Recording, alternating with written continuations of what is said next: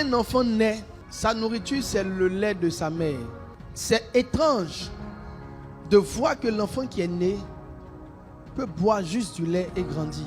À partir d'un certain niveau, s'il continue de boire le même lait, il va commencer à maigrir. Le lait qu'il a fait grossir hier peut le faire maigrir demain. Tes heures de prière sont fonction de ton niveau. Hier, il y a un temps que tu faisais qui te suffisait. Mais maintenant, là où Dieu veut aller avec toi, le temps que tu fais n'est pas suffisant. Il y a des positions qui demandent un certain niveau de prière. Quand quelqu'un est élevé dans l'église et puis après rétrograde, ça veut dire qu'il a été élevé mais sa vie de prière n'a pas suivi. Parce que la force qu'il fallait pour porter le fardeau, il n'a pas eu cette force dans l'esprit.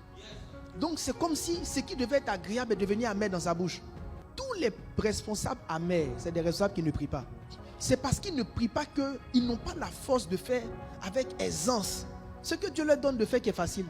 Parce que la force n'est pas dans ta volonté. La force est dans ton esprit. C'est pourquoi quand Dieu doit monter avec toi, si tu ne pries pas, il suffit d'un peu, tu déprimes. La dépression attaque beaucoup plus ceux qui sont dans les hauteurs.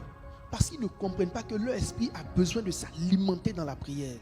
Au stade là où tu es arrivé, si tu ne changes pas tes heures de prière, tu vas rétrograder. Tu n'as pas le choix. Écoutez, un enfant qui boit du lait jusqu'à 5 ans, il meurt. À partir d'un âge, ça va le tuer.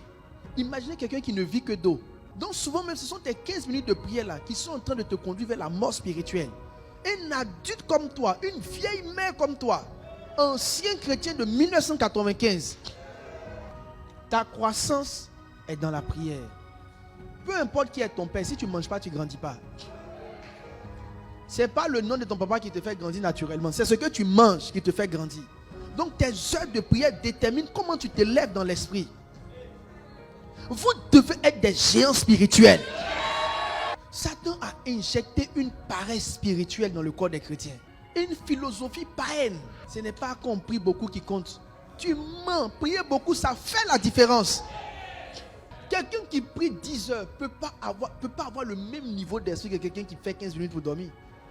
Ton esprit est actif. Tu dois comprendre que ton niveau d'alimentation ne suffit plus.